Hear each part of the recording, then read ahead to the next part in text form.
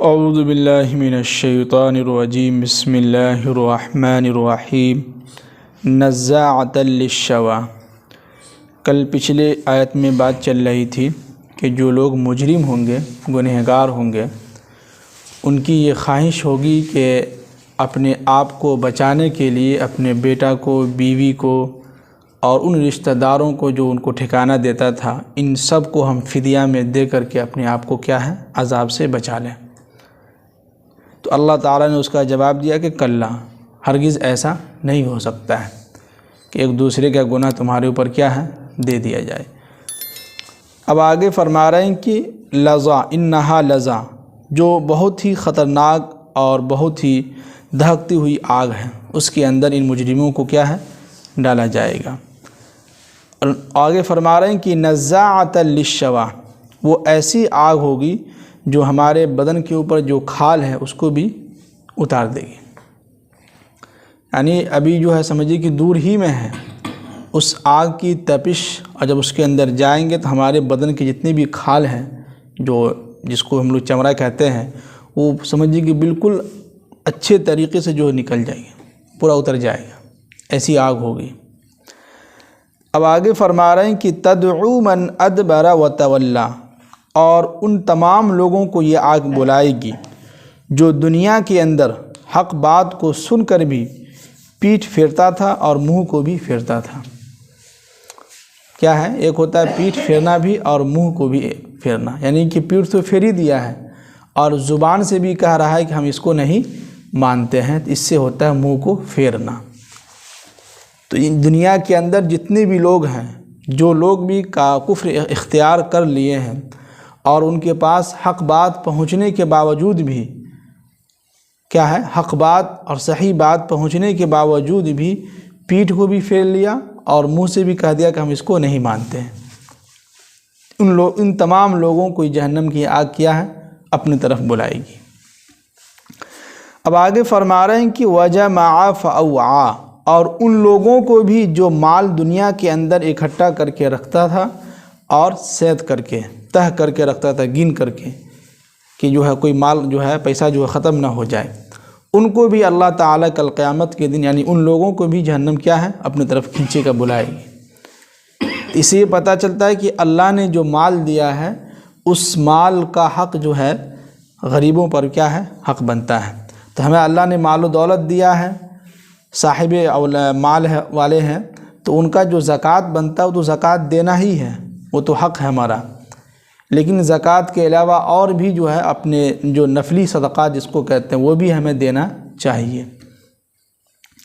اب آگے اللہ تعالیٰ انسان کے اندر جو ایک فالٹ ہے، یعنی کہ جو بیماری ہے، جو ایک عیب ہے، اس کے بارے میں بیان کر رہے ہیں کہ ان الانسان خلق ہلوعا، کہ بے شک انسان کو جو پیدا کیا ہے بہت ہی جلد باز انسان پیدا ہوا ہے۔ یعنی انسان کے اندر ایک فالٹ، جو بیماری ہے، وہ جو عیب ہے، وہ ہے جلد باز، بے صبرا بن جاتا ہے فوراً، یعنی کہ ہر کام میں چاہتا ہے کہ جلدی سے یہ کام ہو، بھاگے یہاں سے، جلدی سے جو ہے، بہت جلدی جو ہے پیسہ والا انسان بن جائے، خوب زیادہ پیسہ آ جائے، جلدی پیسہ آ جائے۔ تو اللہ تعالیٰ نے اس آیت میں کیا کہا کہ بے شک انسان کے اندر اللہ تعالیٰ نے یہ فالٹ رکھا ہے کہ وہ بہت بے صبرا ہے اور بہت جلد باز ہے وہ۔ اب آگے فرما رہے ہیں کہ اذا مسہ الشر جزوعا، جب اسے کوئی تکلیف پہنچتی ہے تو وہ بے صبری کرنے لگتا ہے، گھبرا جاتا ہے، چیخنے لگتا ہے، چلانے لگتا ہے۔ اب آگے فرما رہے ہیں کہ وَإِذَا مَسَّهُ الْخَيْرُ مَنُوعًا، اور جب اسے کوئی خوشی پہنچتی ہے، مال و دولت ملتا ہے، تو منوعا، بخیل بن جاتا ہے۔ کیا ہے، بخیل بن جاتا ہے کہ نہیں؟ جب مال نہیں رہتا ہے تو انسان کہتا ہے کاش کہ میرے پاس بھی پیسہ ہوتا تو ہم بھی خوب خرچ کرتے، جب آتا ہے تب پوچھے کیا حال ہے، تب تو اتنا بخیل بن جاتا ہے کہ اپنے اوپر بھی خرچ نہیں کر پاتا صحیح سے، جو پھٹا چیرا چل رہا ہے پہن رہے ہیں، لنگی جو گنجی اندر جو پھٹا ہوا، بنیان کئی سال سے پھٹا ہوا وہی پہن رہے ہیں۔ تو جب انسان کے پاس مال و دولت آتا ہے تو منوعا، وہ بخیل بن جاتا ہے، کنجوسی کرنے لگتا ہے کہ نہیں، یہاں نہیں، وہاں نہیں خرچ کرنا، یہاں نہیں خرچ کرنا، اس میں خرچ کرنا، اس میں فائدہ ہے۔ اور جب مصیبت پہنچتی ہے، جب پیسہ نہیں رہتا ہے تو ہر وقت جو ہے ٹینشن میں ہی ہے، پیسہ کہاں ہے یار، اتنا کماتے ہیں پیسے نہیں آ رہا ہے، پیسہ کہاں سے دیں۔ کوئی مانگنے والا آیا تو اس کو 10 کو بات سنا دیتا ہے کہ جو ایک کام کرو کہ جو ہے جتنا یہ ہمارا جو موٹر سائیکل سب بیچ کے لے جاؤں، لیکن انسان غصہ میں کیا کرتا ہے، بول دیتا ہے۔ تو یہی انسان کے اندر بے صبری ہے، یعنی کہ اس سے یہ پتہ چلتا ہے کہ ہمیں ہر حال میں اللہ کا کیا کرنا چاہیے، شکر ادا کرنا چاہیے۔ اب آگے اللہ تعالیٰ جو ہے کون لوگ بے صبرے ہیں، کون لوگ بخیل ہیں، ایک مثال دے رہا ہے کہ الا المصلین، ہاں مگر جو لوگ نمازی ہیں وہ ایسا نہیں کرتے ہیں۔ اب یہاں پر نمازی سے مراد مومن، تو اس سے پتہ چلتا ہے کہ مومن کی سب سے پہلی نشانی یہ ہے کہ وہ نماز کی پابندی کرتا ہو۔ کیا ہے مومن کی پہلی نشانی، کیا ہے، وہ نماز کی پابندی کرتا ہو۔ جو مومن ہوگا، جو نماز کی پابندی کرتا ہوگا، وہ ایسا کام نہیں کرے گا۔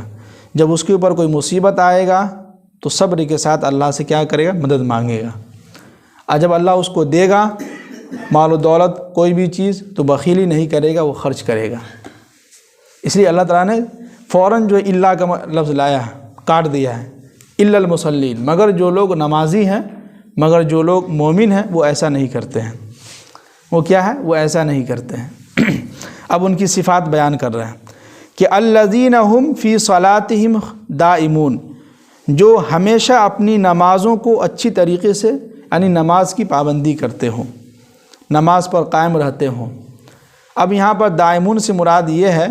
کہ ایسی نماز وہ ادا کرتا ہو کہ نماز کے اندر ظاہری بھی یعنی کہ نماز میں ہو ادھر ادھر نہ دیکھتا ہو، دوسرا یہ کہ نماز کے اندر ہو ان کا دماغ ادھر ادھر نہ گھومتا ہو، بالکل سکون کے ساتھ اطمینان کے ساتھ نماز کے اندر جو خشوع خضوع ہے وہ والی نماز ہونی چاہیے ان کے اندر۔ ایسے لوگوں کو قرآن کہتا ہے مومنین۔ کیا کہتا ہے، مومن کہتا ہے۔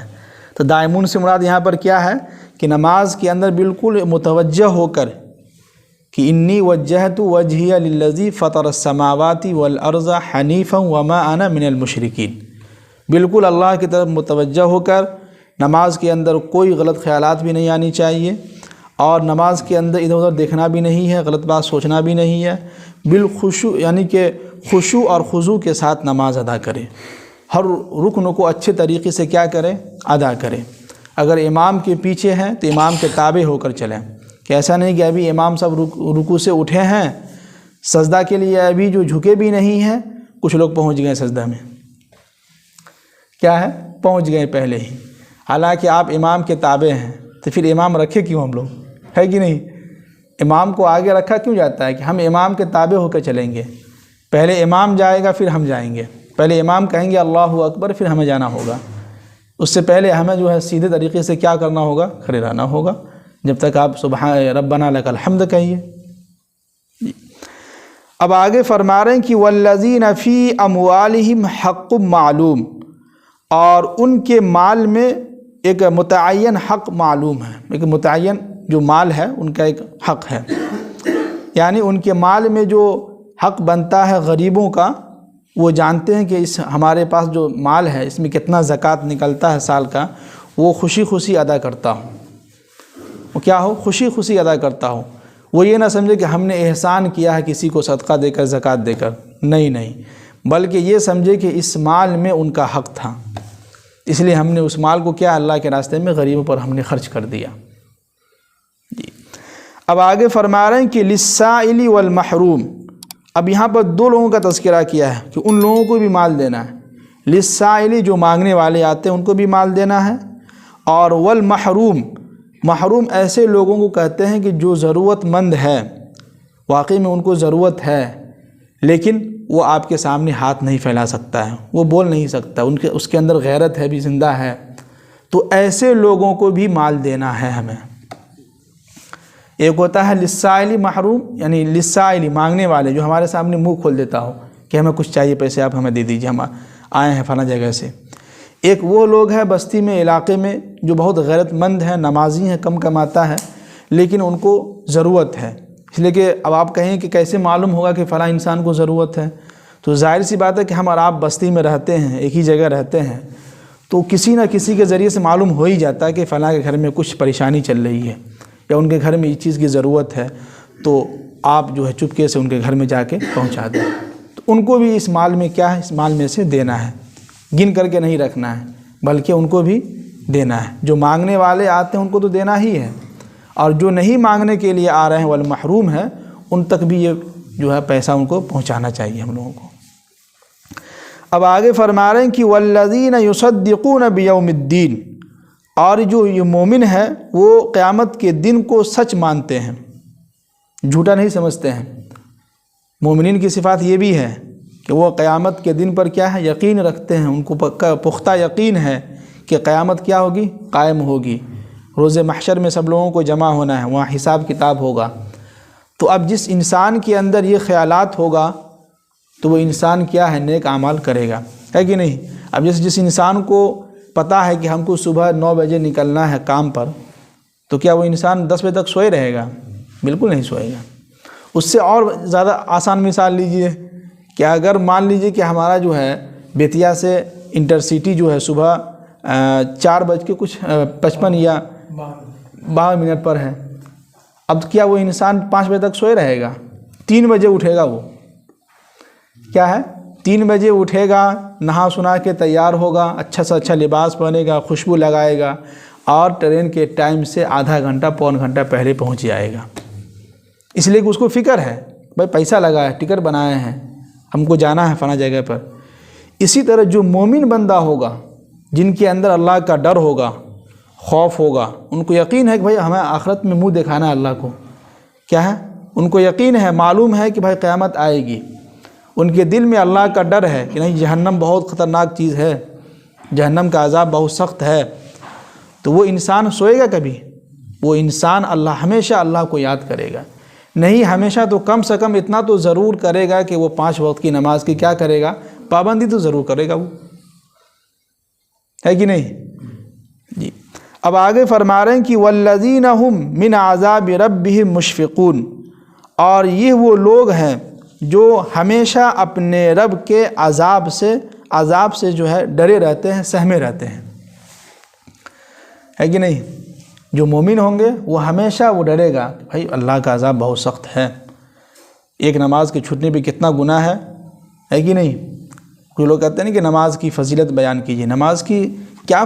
اس کی بیان کریں فضیلت تو یہی ہے کہ قرآن یعنی کہ اللہ کا حکم ہے، بس یہی تو ایک فضیلت ہے، کیا ہے، اللہ کا آرڈر ہے۔ اب جو اللہ اتنی ساری چیزیں ہمارے لیے مہیا کیا ہو، ہمیں پیدا کیا ہو، ہے کہ نہیں، ناک کو جو ہے صحیح جگہ پہ لگایا، کان کو صحیح جگہ پہ لگایا، آنکھ کو صحیح جگہ پہ لگایا، چلنے کے لیے چلنے کی طاقت دی، ہر چیز اللہ تعالیٰ نے ایک مینجمنٹ کے طریقے پر جو ہے پیدا کیا ہو ہم کو، اور وہی اللہ ہمیں حکم دے رہا ہے نماز کی، تو اس سے زیادہ اور کیا فضیلت ہو سکتی ہے کہ نہیں؟ گھر کے اندر باپ آرڈر کرتا ہے کہ بیٹا کو کہ 1 گلاس پانی لاؤ، تو باپ یہ نہیں کہتا کہ ہم کیوں پانی لائیں آپ کے لیے، نہیں، بلکہ یہ سمجھتا ہے کہ آرڈر کون کر رہا ہے، باپ، کیوں، کیسے بھی وہ ہمارے ابو ہیں، تو وہ بیٹا جو ہے اگر فرما بردار ہوگا، سمجھدار ہوگا، عقل مند ہوگا، تو فوراً بھاگتا ہوا جائے گا، 1 گلاس پانی لے کر کے آئے گا۔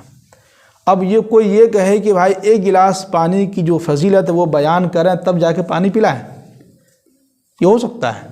بھائی آرڈر دیکھا جاتا ہے کہ آرڈر دینے والا ہے کون، کیا ہے، جو آرڈر دے رہا ہے ہمیں اس کو دیکھنا کہ یہ کون ہے، کون آرڈر دے رہا ہے۔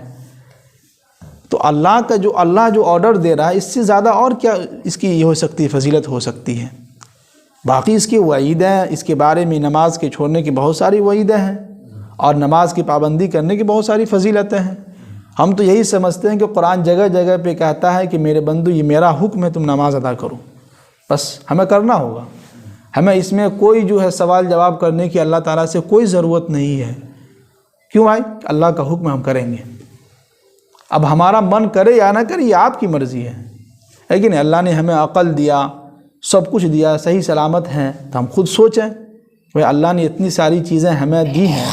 اور ساری چیزوں کے جو نعمتیں وہ اس سے ہم فائدہ اٹھا رہے ہیں، تو پھر تو حق بنتا ہے کہ ان کے سامنے ہم سجدہ ریز ہو جائیں،